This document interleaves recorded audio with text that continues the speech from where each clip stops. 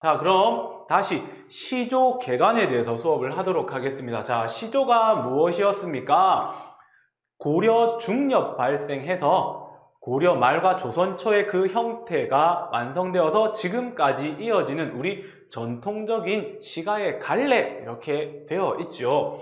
그래서 시기상 보면 일단은 우리들한테 주어지는 작품들은 고려 말에서 조선 초기의 시조부터 우리한테 주어지는 거죠. 그리고 이것들이 점점점 조선 후기까지 나타나는 양상을 제가 지금 살펴드릴 겁니다. 고려 말에서 조선 초까지는 시조의 가장 기본적인 형태인 평시조가 나타날 겁니다. 평시조는 초장, 중장, 다음 종장, 3장, 즉 세 줄로 이루어져 있고 각 장마다 글자 수가 어느 정도 정해져 있습니다. 3, 4, 3, 4, 3, 4, 3, 4, 3, 5, 4, 3 이렇게 글자 수가 정해져 있다고요. 그래서 약 45자 내외라는 표현을 쓰는데 그게 왜 그러냐면 여기서 한 글자 혹은 두 글자 정도 더해지기도 하고 빼지기도 합니다. 그래서 45자 내외라는 용어를 쓰고요. 그 다음 이 세 글자와 네 글자를 합쳐서 한구라고 합니다. 한구. 그러면 총 몇 개의 구가 나올까요? 6개의 구가 나옵니다. 6개의 구. 그래서 시조를 이렇게 표현하죠. 3장, 6, 9, 45자 내외로 구성된 전통 시가의 양식이다. 이렇게 되고요. 이 기본적인 형태에서 현대까지 이 시조가 이어집니다. 조선 말기에 딱 시조가 끝나는 거 아닙니다. 그러면 얘네들이 시간의 흐름에 따라 내용도 변하고 작자층도 변합니다. 그런데 절대 하나 변하지 않는 게 있어요. 종장의 이 첫 세자는 글자 수가 항상 고정입니다. 그런데 가끔 저도 몇 번 본 적 없어요. 가끔 글자 수가 여기서도 바뀌는 경우가 있습니다. 그거를 제외하고는요. 종장의 첫 세자는 변하지 않는다. 이렇게 알아두시면 됩니다. 자, 그러면 이제 형태를 알았잖아요. 그러면 형태에 하나만 더 설명할게요. 이게 음보라는 개념이 있습니다. 음보. 자, 고전 시가에서는 음보라는 말을 쓰는데 이게 뭐냐면 운율의 형식이라고 생각하면 돼요. 운율을 다룰 때 사용되는 용어다.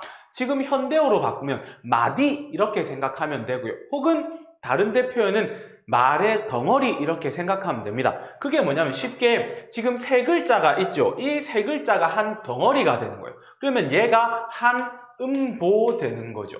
그러면 네 글자, 세 글자, 네 글자 총 몇 덩어리가 있습니까? 네 덩어리가 있죠. 마디로 하면 네 마디가 있는 거랑 똑같아요. 그래서 시조는 사음보 되는 거예요. 각 장이 모두 다 사음보로 구성되었다. 그러면 운율의 형식이 틀에 딱 짜여져 있잖아요. 그래서 시조를 대표적인 정형시라는 말을 씁니다. 형태가 정해져 있다. 자, 그 다음에 또 하나 정형시랑 같은 말로 쓰이는 게 뭐냐면 이 음보, 음악적으로 어떻게 표현해야 할지가 또 틀로 정해져 있는 거예요. 그리고 겉으로 드러나 있는 거예요.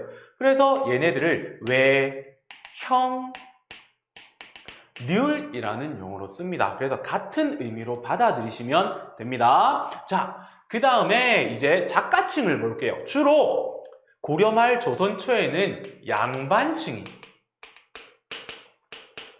주 작가층입니다. 이들은 어떤 내용을 썼냐면요. 일단 고려 말 신하들의 사항을 알려드리면 고려 말에서 조선 초로 넘어가면 무슨 일이 벌어집니까? 왕이 바뀌잖아요. 여기 있던 왕이 여기 있던 왕하고 같을까요? 달라요. 나라가 달라지면 왕이 달라진다고요. 그런데 웃긴 거는 여기에 있는 신하는요. 신하는 은행 이름이고요. 신하는요. 여기 있는 신하랑 거의 똑같아요. 사람은 거의 똑같습니다. 그러나 얘네들이 하는 생각은 바뀐다고요. 어떻게 바뀌느냐면 여기에 있던 신하의 무리 중 일부는 나는 고려의 충신이다 라고 이 왕을 섬기지 않으려고 합니다. 그에 반해서 이제 나라가 바뀌니까 어디가 더 힘이 세겠습니까?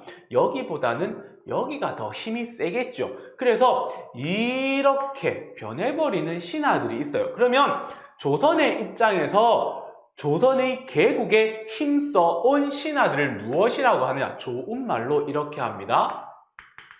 개국공신력. 어떠한 나라를 세우는데 공이 있는 신하, 이렇게 이야기를 하는 겁니다. 자, 그러면 이러한 역사적 상황에서 시 속에 고려 말에 시인들이 시를 쓰면 어떤 내용이 나타나느냐 하면 나라에 대한 임금에 대한 충성, 이런 내용이 나타난다라고요.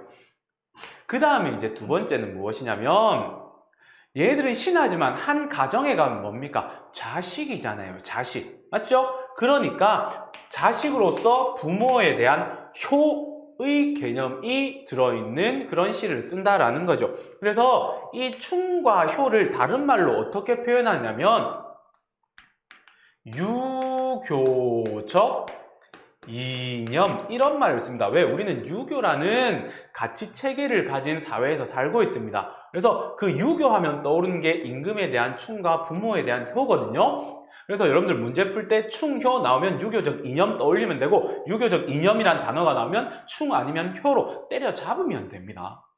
그 다음에 이제 또 양반들은요, 이제 휴식을 취할 때 주로 어디서 취할까요? 자연 속에서 취합니다. 집구석에서 휴식을 취하는 내용은 잘 안 나와요. 그래서 이 자연 속에서 주로 공부를 하거나 술을 마시거나 이러면서 자연을 감상하면서 뭐 하느냐? 놉니다. 놀면 슬플까요? 즐거울까요? 즐겁다고요. 그래서 자연에서의 흥취가 시의 주제로 드러나는 경우가 많습니다. 그리고 자연 속에서 제가 뭐 한다 그랬죠? 학문한다고요. 그래서 학문 수양의 의지, 공부하겠다는 의지를 시를 통해 드러내는 재수없는 내용들이 있습니다. 여러분들의 입장에서 재수 땡이죠. 자, 그 다음에 또 뭐가 있을 수 있냐면 사람은 나이가 들면 어떻게 됩니까? 지금 이 수업을 듣고 있는 여러분들은 10대잖아요. 10대. 저는요. 조금 여러분들보다 나이가 있습니다. 그러면 나이가 들면 들수록 기쁠까요? 슬플까요? 슬퍼요. 거기에 대한 슬픔을 표현한 게 탈로가라고 합니다. 이거는 해석하면 늙음에 대한 한탄을 노래한 거예요. 늙음에 대한 한탄. 주로 고려 말에서 조선 초 시 내용들은 이런 것들이 있습니다. 작가층은 양반층이요. 그러면 이제 시간의 흐름에 따라 작가층은 어떻게 될까요? 늘어나고요. 내용층도 당연히 늘어납니다. 그러면 이것을 기본으로 이것들은 계속 조선 후기까지 이어집니다. 여기에 어떤 작가층과 어떤 내용들이 첨가되는지 보겠습니다. 자, 양반을 기준으로 이 양반들이 이제 관직에 대부분 가잖아요. 그리고 학문도 열심히 하겠죠. 그럼 피로하지요. 지치겠죠. 스트레스 받으면 여러분들 어디 갑니까? 놀러 가죠. 양반들로 놀러 갑니다. 성이니까 한잔하러 가는 거죠. 그 한잔하러 가면 고급 술집 갈까요? 저급한 술집 갈까요? 얘네들은 돈이 많아요. 그래서 고급 술집 갑니다. 고급 술집에 가면 거기에 종사하시는 여성분들이 있어요. 그 여성분들을 무엇이라고 하느냐면 기녀라고 합니다. 기녀. 그러면 이 사람들은 이 양반층을 상대로 흥취를 돋구어야 돼요. 그래서 얘네들은 뭘 하느냐면 춤과 노래를 부른다고요. 춤을 추고 노래. 자, 그런데 이 노래가 바로 시가 되는 거거든요. 이 노래의 내용이 뭐냐라는 거죠.